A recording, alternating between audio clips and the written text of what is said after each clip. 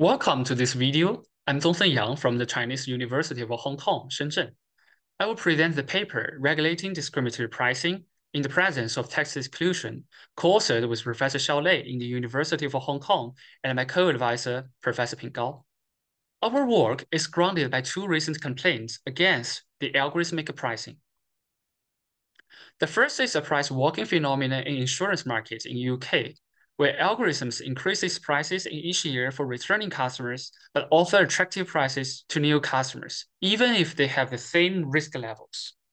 These pricing algorithms disproportionately hurt those vulnerable customers who are unaware of other available providers in the market. The second complaint is about the membership penalty on China's online travel platforms, like Ctrip and Flee.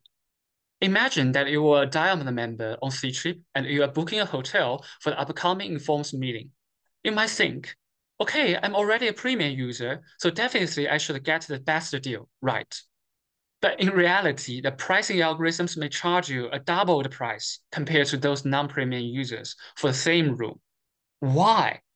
Because having this idea in mind, platforms knows that you are less likely to check prices elsewhere compared to those bargain hunters. These algorithmic pricing are pretty unfair, and not surprisingly, regulators have made a response. The FCA in the UK now prohibits penalizing loyal customers.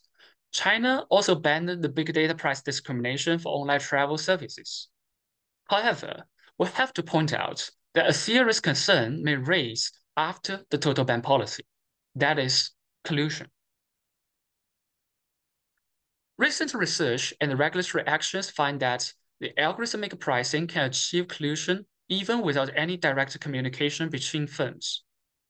For example, in this year, the Federal Trade Commission reported that two major casino hotels in Atlantic City are employing a pricing algorithm to fix and raise prices exclusively.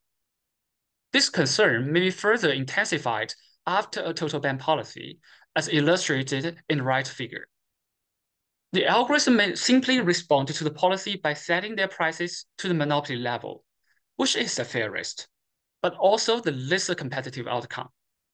We are curious whether the ban really makes firms easier to engage in collusion or not. And if it is true, could a more flexible price fairness regulation which limits price difference within a certain amount be a better solution? Consider all these issues. We propose two research questions. Question 1. What is the economic consequences or ramifications of the price fairness regulation when collusion is possible? Question 2. Is there any better policy than the current total ban policy enacted in China and in UK?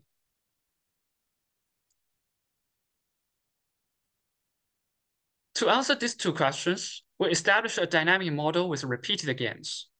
Two firms have their own loyal customers but compete for bargain hunters. They can price discriminate, but the price difference is bounded by a cap. They can also price collude, as the level of price fairness will influence the stability of market collusion. Through this model, we obtain several important policy implications for our first research questions. Broadly speaking, the impact of price fairness regulation on collusion depends on the level of market differentiation. For travel booking platforms, which resell identical flights and hotels without much add-on services, the market is homogeneous. In this case, strong fairness can effectively prevent collusion, sometimes making it nearly impossible. However, the insurance providers usually differ their services by coverage, duration, and terms. In this case, we find that strong fairness facilitates collusion, leading to a high premium and creates undesirable welfare losses. Indeed, the Requanta website reported that the total ban policy, after that, nearly 70% of home insurance brands significantly raised premiums. The FCA ban policy did not put money back into consumers' pockets. This theoretical result are valid on the algorithmic environment, where firms may adopt Q-learning or deep reinforcement learning algorithms to set their prices. In homogeneous markets, the price fairness regulation pushes algorithms to set natural prices. However, the price may converge to the monopoly level for differentiated markets. To overcome fairness-induced exclusion in differentiated markets, we have two recommendations. First, we recommend to enact a mild price fairness, which is socially optimal. It supports FCA's previous recommendation on relative price cap instead of the price discrimination ban. Second, we designed a novel randomized fairness regulation so that the decision maker can achieve stronger fairness in expectation without encouraging collusion. To summarize, our paper presents a clear trade-off between algorithmic discrimination and algorithmic collusion. The good news is that fairness serves as a powerful antitrust tool in homogeneous markets.